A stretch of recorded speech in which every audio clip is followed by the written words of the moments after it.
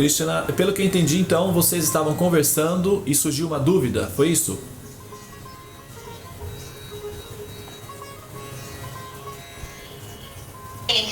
Isso. Por favor, descreva a dúvida sobre...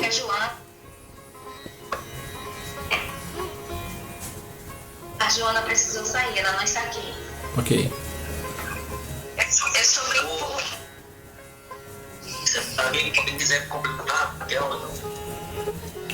É o seguinte, nós estávamos discutindo sobre a questão, né, do ciclo de nascimentos e mortes. O ciclo de nascimentos e mortes. Isso, foi tocado, né, foi tocado no assunto que no espiritismo não existe involução, somente evolução. Aí foi colocado, existe, pelo menos foi o que eu já ouvi, né, que existe sim uma forma da alma evoluir, ou seja, regredir quando comete isso. Inclusive, como, né, você já colocou, né, outras vezes, né, se você quebra equipamento, né, o corpo você volta com o equipamento quebrado. Mas também foi colocado que pode voltar, inclusive, numa forma inferior, numa forma de um animal, por exemplo. Sim. Uma questão dessa, ou até também a Dali colocou seus desejos, sonores, desejos mundanos, né, a luxúria, por exemplo, uma forma animal para poder queimar esse desejo, né, queimar essa, para daí poder seguir no curso de evolução, não como um castigo, né, mas como uma forma de vida interior para poder satisfazer os desejos ou até para uma lei do karma. Então daí a dúvida no sentido assim que acho que a Raquel colocou que não seria no ver dela, né, ela não vê essa possibilidade da alma na vida dela, né? Ela pode voltar com problemas no corpo, mas eu não sei se a gente estava questionando um pouco se ela volta em forma animal, entendeu? Entendi.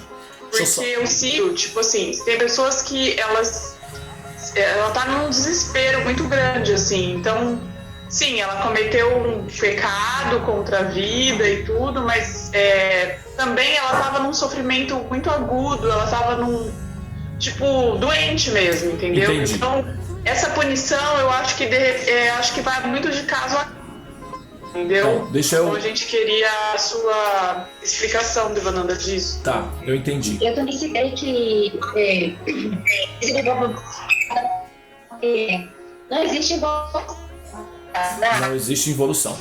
E igual o Krishna diz no Bhagavad Gita, que neste caminho não há perdição. Ok. Eu entendi. E também nós comentamos que talvez a palavra involução não tenha sido empregada no sentido da alma, talvez no corpo, no sentido do corpo, porque o corpo humano é mais evolutivo.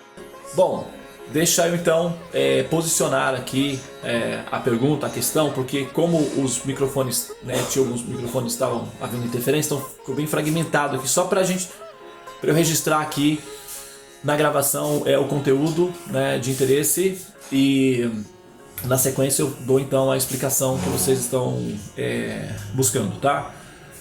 Pelo que eu entendi, né, são duas coisas, assim, são duas coisas diferentes, porém elas estão dentro da mesma esfera de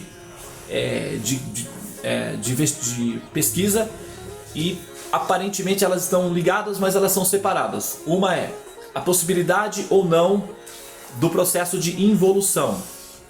A outra é assumir corpos inferiores dentro desse programa de involução. E dentro disso daí também tem o fato de que, particularmente, assim, uma pessoa, por questões de desespero humano, psicológico, comete suicídio, e que por isso a punição, digamos, a reação para um corpo animal seria incongruente do ponto de vista da coerência e da compaixão, né? Seria isso daí. Então é uma pergunta dividida em 3 etapas, né? Três posições diferentes, mas eu acho que o cerne, né? A principal delas seria a possibilidade de a alma ter involução. As outras são variações de detalhes de como é que se daria esse funcionamento, né? Se seria ético ou coerente, se seria moralmente, né, aceitável que uma pessoa, por um ato de desespero, como por exemplo um suicídio, necessariamente tenha que vir num corpo de um animal como consequência desse ato desesperado, e se isso estaria dentro do plano, né, de princípios de compaixão e de entendimento e tal. Então aí já seria mais uma questão técnica de como é que se daria a administração desse suposto ou desse possível retorno numa condição involuída. Bom, veja bem, olha só, do ponto de vista da aquisição de conhecimento ou de progresso espiritual, nós podemos dizer que não há de fato involução, tá? Todas as experiências cooperam para que o ser progrida, para que o ser se desenvolva. É como no caso de um útero, né? O feto, ele a cada dia, a cada nova proteína que o feto adquire na sua formação, coopera para que ele então se torne um ser apto ou adaptado para sair do útero. Então, todas as experiências de evolução, todas as aquisições de conhecimento, todo o progresso que é feito, ele é sim administrado como sendo um princípio de evolução, mesmo quando a alma comete erros e isso gera para ela karmas negativos. O processo de aprendizagem por experiências reversivas ou por experiências reacionárias ou por erros, digamos assim, por violência, gera sofrimentos consequentes a essa mesma alma. E esses sofrimentos são purificantes, ou seja, ela aprende através dos sofrimentos. Às vezes é necessário, através da dor, através da pressão. Então, os erros que ela comete vão necessariamente cooperar para ensinar a ela a não cometê-los. Então, nesse sentido, não há involução, né? Então a pessoa sempre vai continuar progredindo, mesmo que aparentemente, do ponto de vista externo, ela esteja numa situação de uma condição inferior, tá? Agora, em relação ao corpo que ela vai adquirir como consequência disso, aí sim a probabilidade, a possibilidade de ela adquirir um corpo inferior é totalmente coerente dentro do processo de evolução. Vou dar um exemplo aqui simples para entender isso. Imagine que você é um cidadão livre e você tem condições financeiras, etc. E você, por um motivo ou outro, se envolve num crime. Então, você é capturada, né? Você então é processada por aquele crime, ou você não, vamos mudar. Outra pessoa, né? Alguém, ela vai então para a prisão, e na prisão ela pede todos os direitos, né, constitucionais de liberdade, como por exemplo, ela não pode votar, ela não pode opinar socialmente, ela não pode sair dali, ela só pode comer o que é oferecido, etc. Então ela perde uma série de liberdades e fica numa condição de aprisionamento.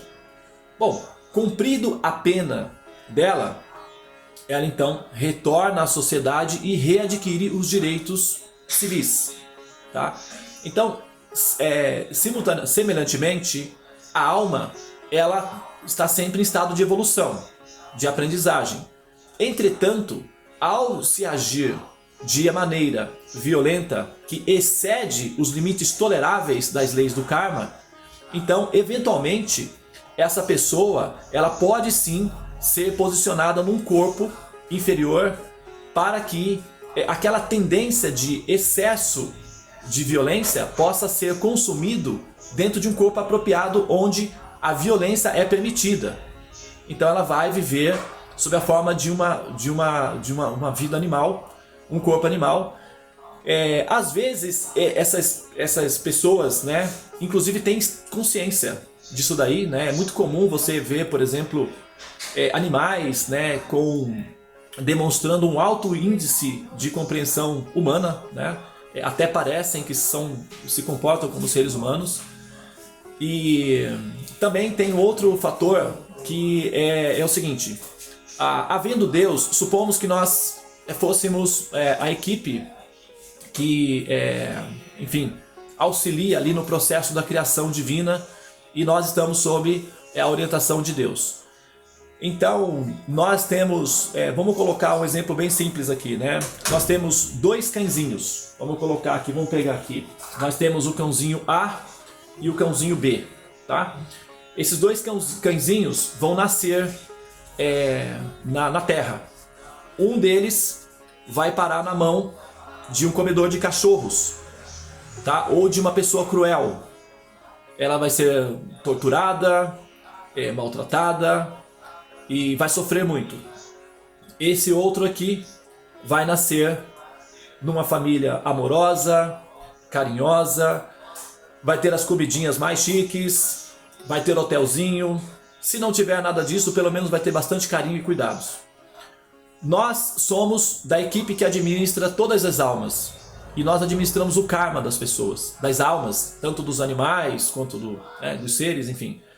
Qual o critério que nós teríamos adotado para dar a esse cãozinho uma vida de sofrimentos e a esse outro uma vida de alegrias e felicidades? Se não houver uma administração inteligente que justifique isso, então nós podemos dizer que Deus é Deus apenas, a compaixão do Senhor Supremo ou a justiça da natureza do universo funciona apenas para seres humanos. E os animais estão relegados à aleatoriedade do destino, o que naturalmente nós temos que admitir um estado caótico na organização do universo. Então não haveria uma organização inteligente que administrasse essas situações, né? O que seria incongruente do ponto de vista de uma inteligência absoluta, abrangente e onipenetrante. Então não dá para excluir os animais dentro do contexto das leis do karma, porque senão não tem como definir o porquê um animal, um cãozinho, um gatinho, uma raposa, sei lá, uma vaca, né, um cavalo, possa nascer na condição de proteção e cuidados e outro vai sofrer uma condição meio que infernal, né? A gente tem aí conhecimento das áreas no planeta em que se faz utilização dos cachorros, por exemplo, ou gatos como alimentos, né, como comida, e a gente sabe como eles são tratados, né, de maneira cruel.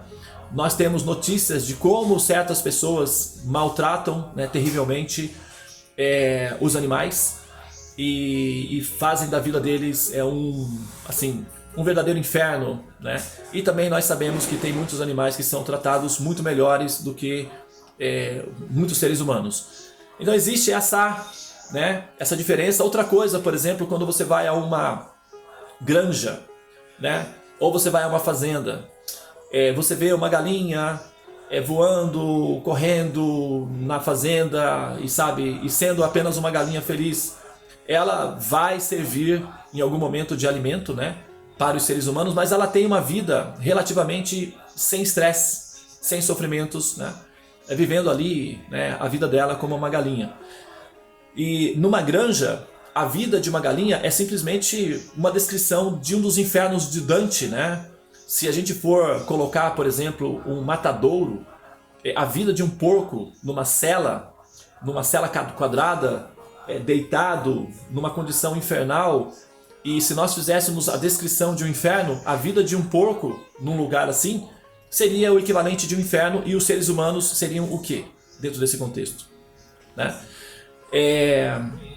Então, o que justifica uma alma nascer sob a forma de um porco, por exemplo, ou de uma galinha de granja, e passar uma vida inteira de sofrimentos miseráveis e depois morrer, simplesmente morrer?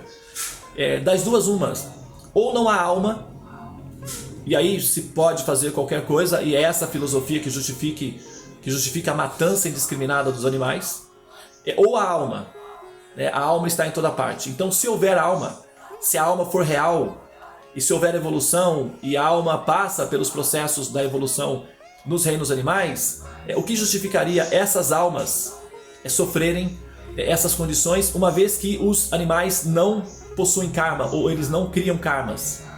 E é coerente dizer que os animais não criam karmas, porque eles estão simplesmente no estado biológico de condicionamento. Então, se os animais não criam karmas, quem são as almas que estão sofrendo essas condições infernais? E por quê? Qual seria a resposta coerente que justificasse uma razão funcional, digamos, equilibrada para fazer a afirmação de que isso é apenas um acaso do destino e que não há uma organização inteligente por detrás desse fenômeno? Então, das duas, uma. Ou não há organização coerente e o universo é caótico, ou há organização coerente e o universo é inteligente. Então, se o universo for inteligente, se ele refletir a inteligência de um processo criador que leva em consideração ações e reações de acordo com as ações realizadas de forma consciente, então é plausível dizer que um animal nessa condição pode sim, com toda a probabilidade de coerência, afirmar que pode sim ser um ex-humano, né? Ou um prisioneiro, digamos. Mas ele está evoluindo? Não necessariamente, ele está apenas cumprindo pena. Cumpre a pena, talvez algumas vidas, como numa situação dessa, por exemplo, seria muito apropriado, por exemplo, que, vamos dizer, um estuprador, né, um assassino estuprador, tivesse algumas dezenas de vidas como um porco numa granja, para cumprir uma pena. Essa experiência seria funcional para registrar no inconsciente dessa alma que essa infração ela não é aceitável e que, portanto, não é assim tão inteligente agir usando da violência, e o resultado consequente não fica registrado na memória RAM dessa alma, e ela então, quando retorna à forma de vida humana, já está por tratamento de choque preparada para não cometer, né, esse estupro novamente aí, tá? Ou essa violência, ou que seja qualquer violência. Agora imagina um político que rouba centenas de milhões de reais da merenda pública e algumas crianças ficam desnutridas e outras até morrem por conta disso. Não seria interessante esse político nascer na forma de galinha, botando ovos, para cada ovo R$1 roubado ou 1 centavo roubado das crianças? Não seria funcional essa pessoa e ter algumas experiências dessa natureza para retribuir o que ela retirou e o sofrimento que ela causou na humanidade? Não estou dizendo que é isso, não estou afirmando isso, só estou aqui conjecturando alguma das possibilidades que justificasse uma alma nascer sob a forma de uma galinha de granja, onde o bico dela é cortado, não é, para que ela não pratique o canibalismo e não se biquem até a morte, que é basicamente o que os políticos fazem em ambientes onde eles estão tentando extrair os recursos dos demais. E botar ovos, consequentemente receber hormônios para continuamente ficar botando ovos, então, e depois finalmente simplesmente morrer e ser devorados pelos demais. Então é bem possível, é bem provável afirmar que esses tipos de alimentos são oferecidos até por prisioneiros, né? Por que se almas têm que passar por essas condições, por que nós, vamos colocar de volta na metáfora, nós estamos administrando, somos os senhores do karma, por que nós escolheríamos almas inocentes para nascer na forma de galinhas que serão torturadas e depois simplesmente devoradas por seres humanos que são ignorantes, que não conhecem, sabe, e que vão precisar comer aquilo? Por que nós colocaríamos almas inocentes ali? Nós podemos utilizar prisioneiros ou infratores, ou não. Então, se nós, pessoas simples, né, de certa forma, podemos ter essa inteligência proativa de selecionar uma situação favorável para almas inocentes e uma situação inauspiciosa para almas infratoras, por que o universo não teria essa inteligência antes de nós? Então é coerente afirmar que essas almas que sofrem essas condições podem sim ser ex-seres humanos infratores, e isso seria bastante assim compreensível que fosse dessa forma, porque afinal de contas tem certas infrações que merecem uma consequência equivalente, né? Por exemplo, um assassino em série que mata as pessoas de maneira cruel por simples prazer, estupradores que simplesmente destroem a vida das pessoas, de famílias, etc. E há outros crimes bárbaros que são cometidos que a gente não tem consciência deles, mas que o universo está sempre atento, né, a todas as infrações, e é um ciclo, então é preciso devolver o resultado consequente. Agora, isso não significa necessariamente que, por exemplo, supomos um infrator que vai ser levado às condições de reciclagem na forma de um animal, por exemplo, esteja evoluindo espiritualmente. Na verdade, ele está evoluindo, né? Ele está aprendendo que o crime não compensa. Mas ele não tem consciência, ele não está sabendo de nada. Será mesmo? Existe um equipamento que um sistema de segurança, um sistema de reconhecimento que defina de fato que um porco preso numa jaula durante a vida toda não tenha nenhum nível de consciência de fato de que ele está ali sofrendo consequências? Será? A gente não tem certeza absoluta disso, né?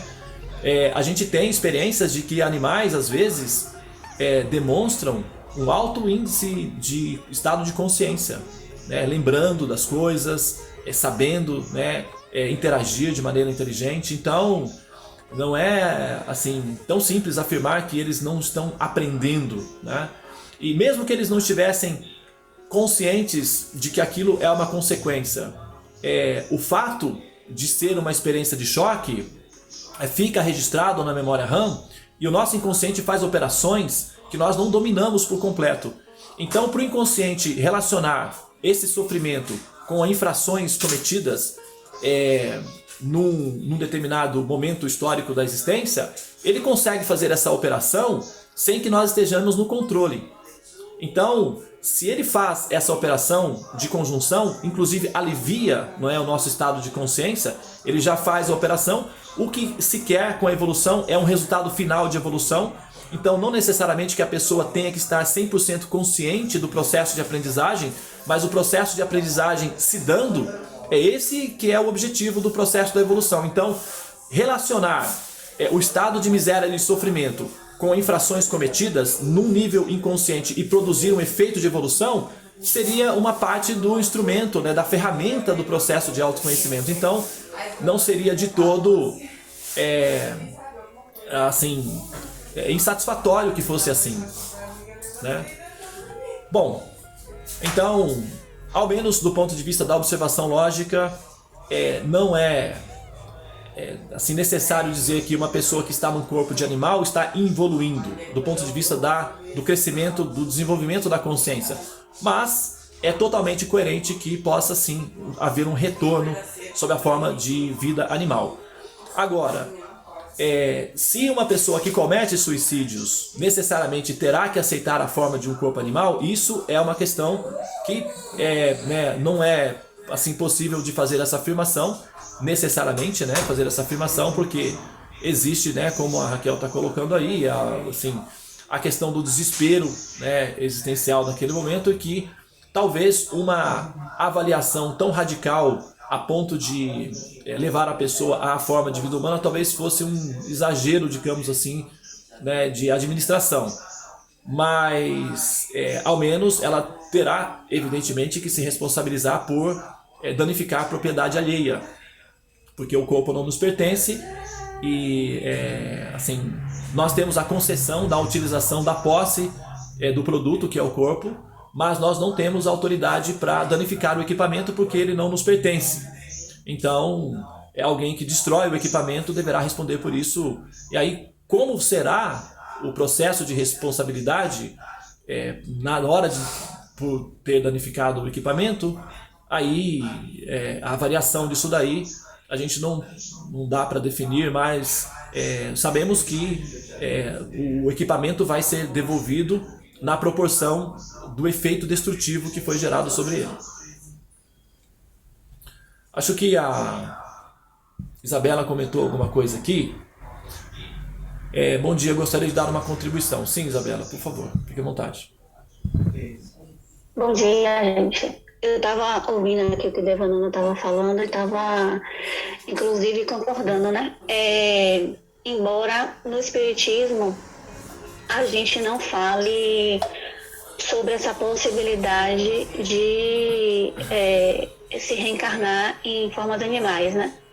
Essa última fala aí que Devananda falou a respeito do equipamento, a gente fala muito de suicídio relacionado ao suicídio voluntário, onde a pessoa vai lá e comete, né, algum dano ao corpo físico, mas para o espírito, suicídio é todo ato que você comete contra o seu corpo, seja ele alimentar, seja ele de práticas que você está danificando algum órgão. Isso tudo para o espírito, ele é configurado como um suicídio, porque se você sabe que você não pode comer, ingerir açúcar porque você tem diabetes, você está cometendo suicídio involuntário, que você está fazendo com que seu organismo receba as toxinas, né? Tudo de negativo que vai estar gerando ali. Então você vai estar produzindo coisas negativas para o seu organismo.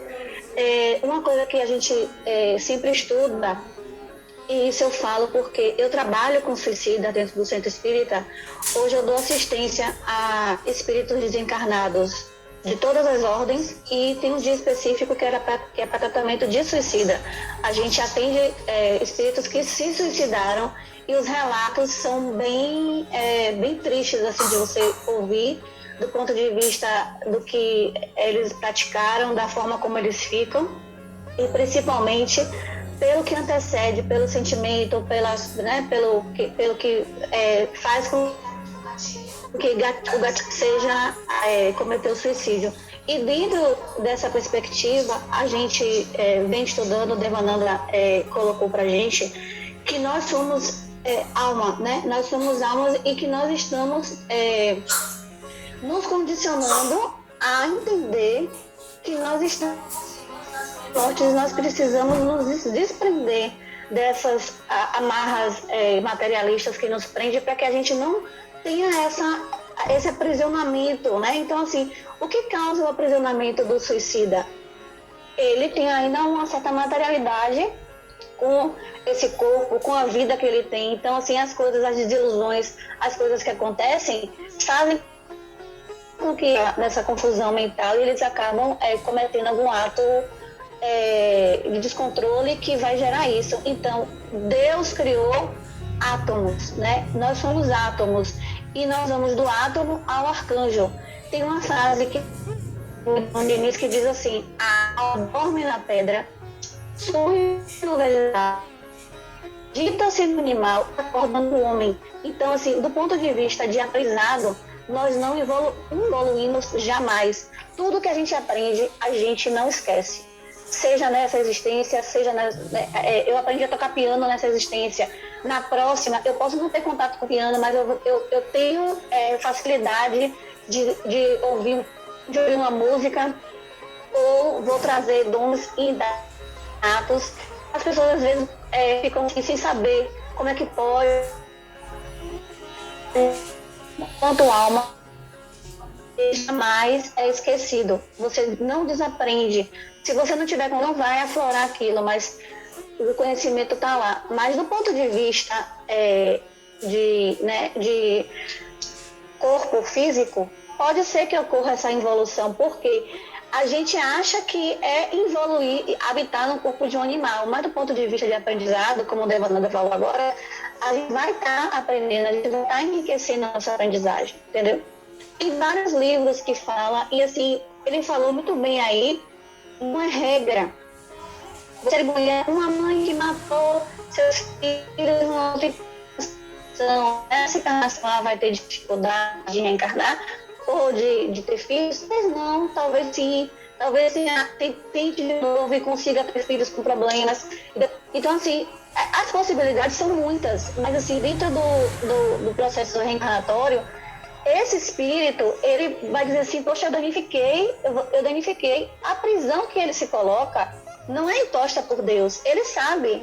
É essa prisão que a gente está falando aqui, né? Eu sou materialista, eu acredito que eu tenho que voltar. Então, assim, você desconfigurar que você, né, tá ali danificando seu corpo, Mas olha, quando eu partir, eu vou esquecer isso, eu não quero saber de me aprisionar que eu danifiquei meu pulmão, para não estar condicionada a ter que voltar, entendeu? Mas assim, na maioria dos casos, como as pessoas, como os espíritos são materialistas, eles ficam, nossa, eu ingeri um veneno. Ele vai ficar anos passando por aquela situação. Tem vários livros que falam sobre isso. Tem um muito forte, inclusive, que é Memórias de um Suicida, que fala a história de Camilo Castelo Branco sobre outro pseudônimo, que a história é, assim, assustadora para quem não tem estômago para ouvir, para ler. Mas assim, você vê que o espírito ele vai para uma atitude dessa na tentativa de esquecer, e ele passa anos naquela situação porque ele não se perdoa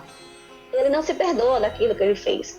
E aí ele, ao invés dele se livrar de uma situação de falência, de que perdeu o marido, de que várias coisas aconteceram na vida dele, ele vai se afundar numa situação muito pior, até que os benfeitores consigam ter acesso a tirar e ver, eu dei um tiro no meu ouvido, eu causei, não necessariamente ele vai ter que, depende do dano, e isso, a prisão, é ele que vai se colocar. A prisão, quem vai dizer assim, olha, eu acho que para eu expurgar o que eu fiz no meu perispírito, eu tenho que fazer isso.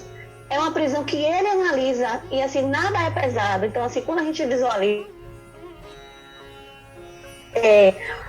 aí já entrando na questão, né, pessoal, às vezes assim, a pessoa daquele jeito, mas talvez é que eu não assistiu daquele jeito, né? Na existência dela, a pessoa tem dificuldade de ouvir,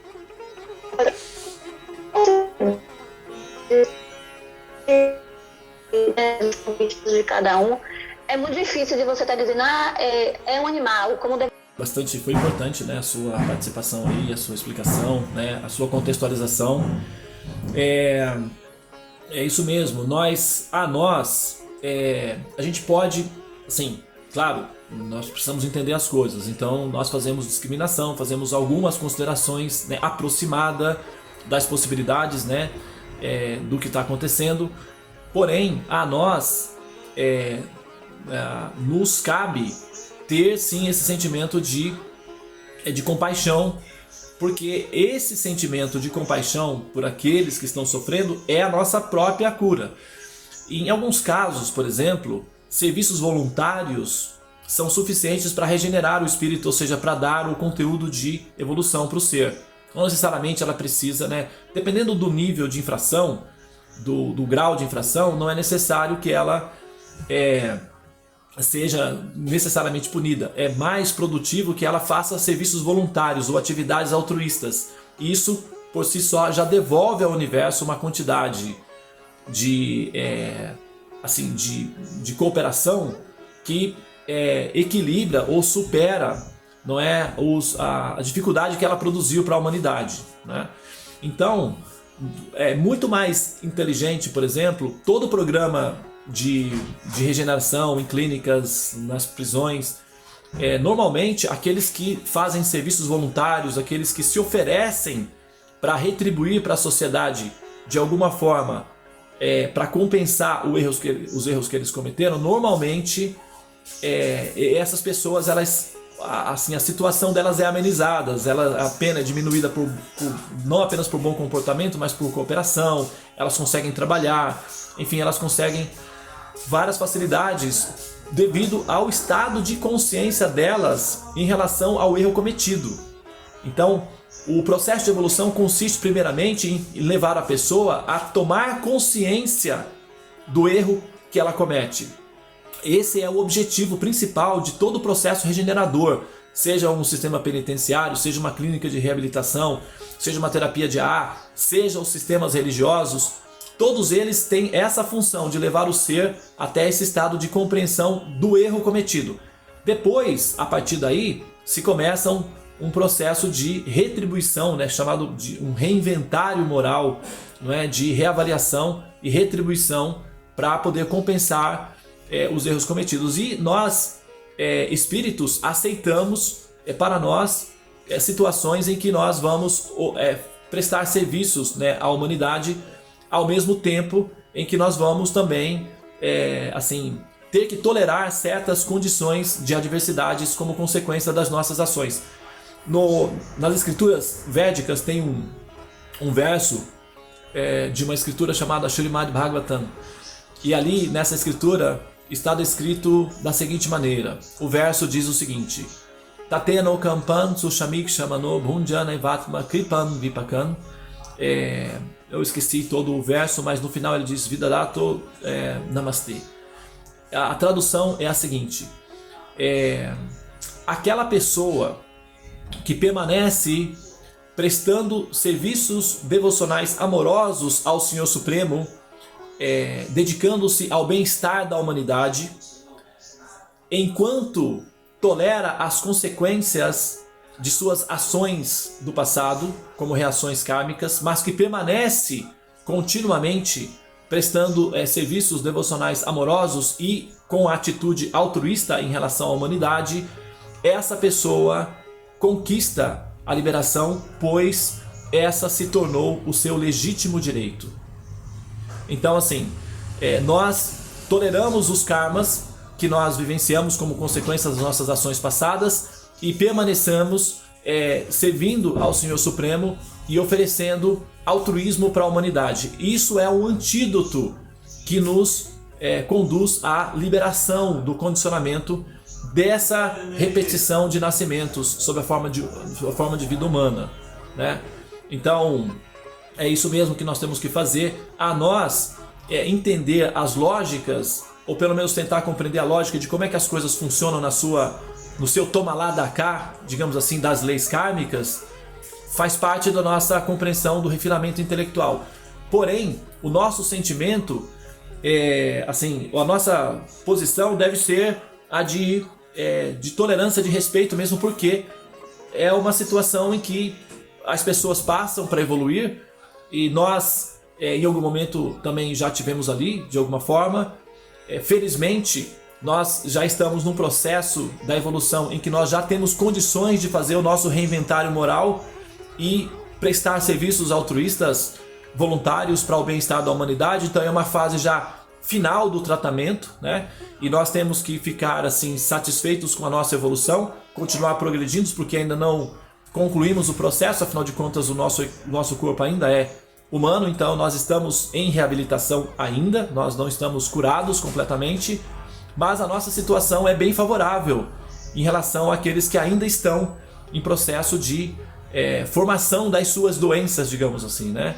E quando nós devolvemos com cuidados assim, sobre eles, nós estamos não apenas acelerando o nosso processo de evolução, mas também melhorando a condição do karma da humanidade. Por exemplo, na medida em que nós falamos, não é, sobre o vegetarianismo, por exemplo, esse ciclo necessário de haver esse toma lá da cá, porque você precisa de um contingente de almas nascendo como animais para servir de alimentos para os seres humanos, que na sua condição de evolução necessitam comer, não é, esse tipo de assim chamado alimento que envolve violência, envolve sangue. Então você cria um ciclo aí em que você precisa necessariamente de novas almas infratoras para servirem de alimentos. Então é como se fosse uma espécie de canibalismo mesmo, né? Seres humanos comendo seres humanos, só que sob a forma de animais. É uma espécie de estado zumbi de existência. Então, na medida em que nós vamos falando sobre essa situação decadente, as pessoas vão tomando consciência de que é decadente. Imagina você estar sentado ali, né, comendo lá um frango, sei lá, um pedaço de carne, e saber que existe a possibilidade de que aquela foi um ser humano, né, uma alma assim dessa natureza. Então, quer dizer, acaba que a pessoa repensa, né, o seu comportamento, e aí nós vamos diminuindo o nível de violência cultivada, né, porque a violência que nós praticamos contra os animais tem um reflexo na nossa relação psicológica de relacionamento entre humanos, né? Uma sociedade violenta acaba gerando violência, né? Violência gera violência, gentileza gera gentileza. Então, a prática do vegetarianismo ou a renúncia à violência vai gerar na humanidade um estado de paz, de convivência social, respeito à natureza, respeito ao ecossistema. Quem sabe, se nós fôssemos vegetarianos como grupo, não teríamos que vivenciar a experiência do coronavírus, do ebola, do AIDS, do SARS, da gripe suína, da gripe aviária. Quem sabe nós não estaríamos livres de tantas misérias pelas quais nós passamos, simplesmente se a nossa alimentação fosse renunciada de violência contra os animais, né? Então, nós precisamos progredir individualmente e nós precisamos também progredir coletivamente. E para isso, nós precisamos trabalhar realmente para que as pessoas evoluam intelectualmente, moralmente, para que a gente possa viver numa sociedade segura e sem reações kármicas equivalentes, porque o coronavírus é uma reação kármica coletiva equivalente à violência que nós cometemos contra os animais. Nós aprisionamos os animais, nós matamos os animais e devoramos os animais sem piedade. E a natureza nos aprisionou, muitos de nós faleceram, e isso é um karma coletivo, não é? Assim, e tudo isso em função da nossa relação com os animais, né? Tá evidente que o coronavírus é um karma coletivo, mas em função das nossas interações com os animais, né? Que gera a mutação dos vírus. E aí, nós precisamos sim, né, entender que os seres humanos estão numa condição de ignorância e ter uma certa compreensão da ignorância da humanidade, mas também isso não é o suficiente, a apatia da compreensão não é o suficiente, é preciso também fazer alguma coisa incisiva, ou seja, dar um choque de realidade, introduzir conhecimento que interrompa, né, a necessidade da natureza de vir com uma varinha, porque o coronavírus é uma varinha, né? Então, assim, até quando nós vamos precisar ser educados através de uma varinha, né? Quando é que nós vamos amadurecer e entender, não é, que a nossa relação com as outras entidades vivas deve ser pacífica, deve ser divina, deve ser dévica? Ou quando é que nós vamos assumir a nossa condição de devas e nos comportar como seres divinos, né? Até quando a mãe natureza vai precisar nos tratar com uma varinha na mão para nos educar? Quer dizer, chega uma hora que, sabe, entende? Né? Mas é isso aí, vamos lá. Bom, então pessoal, agora são 8 horas e 11 minutos. Eu acho que nós já tivemos aí, né, um bom momento de reflexão. Amanhã nós estamos de volta, né, para a nossa Sala dos Mantras, para a nossa querida e aconchegante Sala dos Mantras, para nos nutrirmos, nos reciclarmos, nos atualizarmos, enfim, e nos vermos também, né, porque afinal de contas, apesar de tudo, nós nos amamos. Ok, pessoal? Tenha um bom dia para todos, então. E depois dê uma olhadinha. Ok? Muito bem. Então, Hare Krishna, Krishna Krishna, Hare Hare, Hare Rama, Rama Rama, Hare Hare. Ó energia suprema de amor divina, desperta-me, eleva-me, envolve-me, protege-me. Gente, uma última coisa que me ocorreu agora. Vocês estão vendo aqui esse desenho aqui, esse bichinho aqui? Aqui atrás tem um aquário, então colocamos um adesivo de um caranguejo. Vocês sabem, sabem, né, claro, como é que eles comem os caranguejos? Eles pegam o caranguejo vivo, colocam dentro de um caldeirão com água fervendo, eles morrem em água fervente. Você já imaginou essa experiência? É claro que os animais têm sistema de eliminação da dor, mas veja, nós, enquanto seres humanos, o que nós fazemos com as outras espécies. Isso tem consequência. Não é assim? Deva. É mais doentio do que isso daí, na verdade.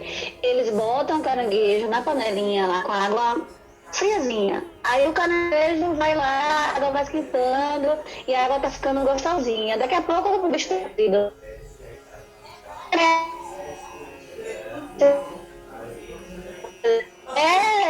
Masoquismo, sadismo. Você tá entendendo? Então, isso acontece com cães também, pessoal.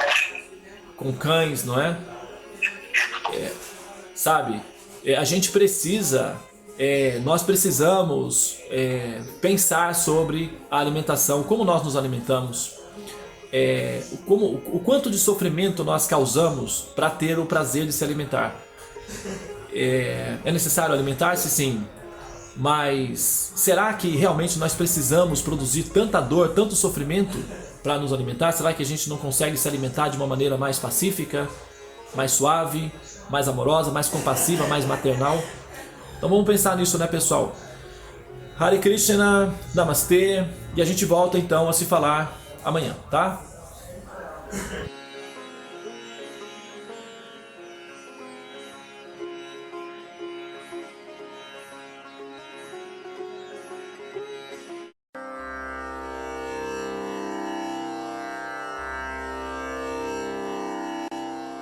Hare Krishna, Hare Krishna, Krishna Krishna,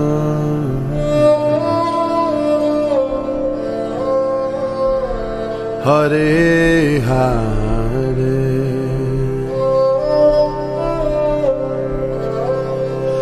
Hare Rama,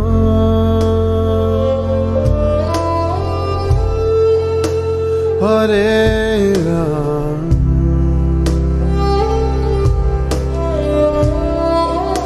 Rama Rama,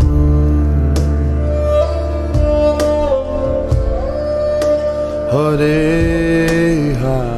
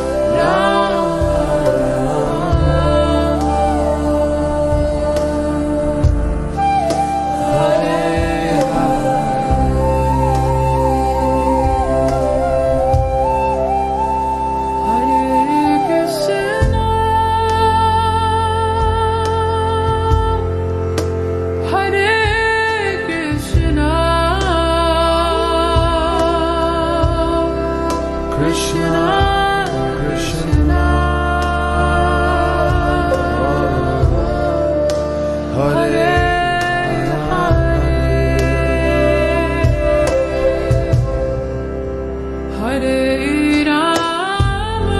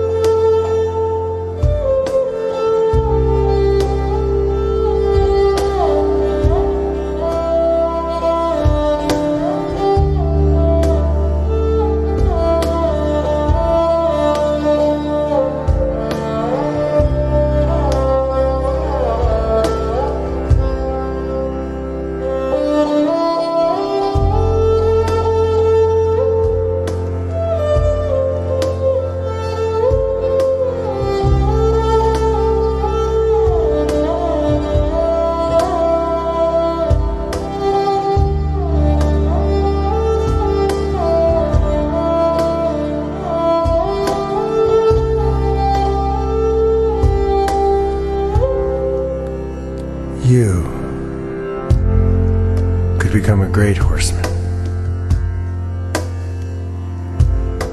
and help free yourself and this world. Though only if you in prayer become sweet lovers.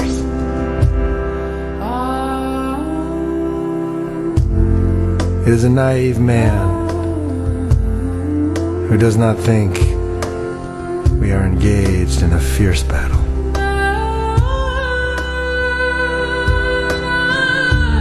For I see and hear brave foot soldiers all around me going mad.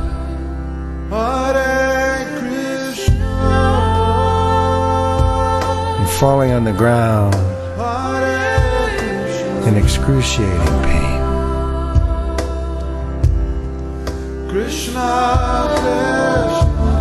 You could become a victorious horseman and carry your heart through this world like a life-giving sun.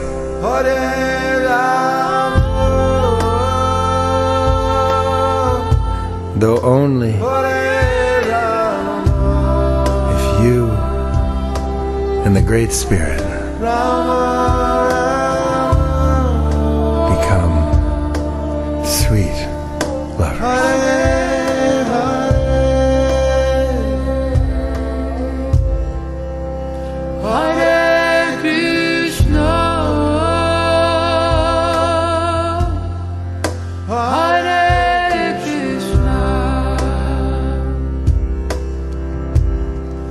Krishna,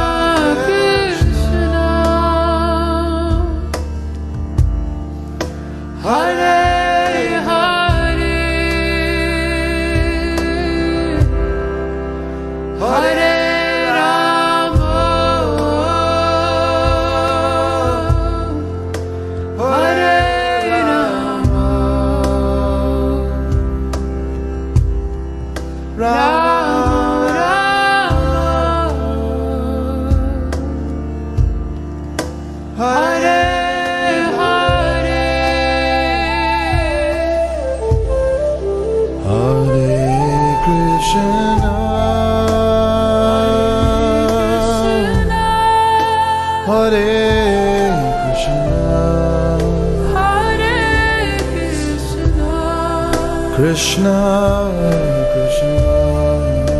Krishna, Hare Hare, Hare Hare, Hare Rama,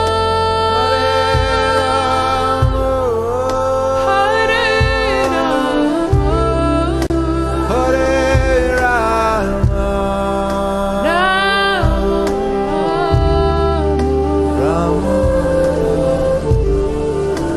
Hare Rama, Take us home, Benji.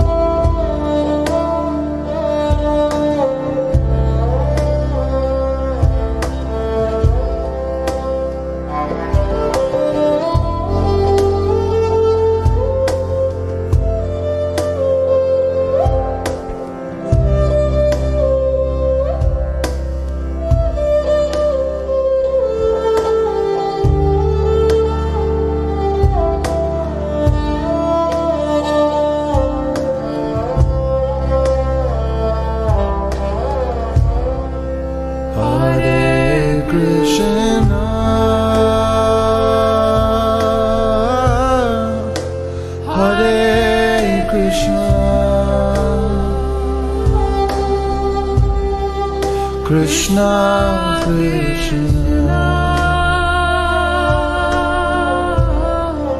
Hare Hare, Hare Rama,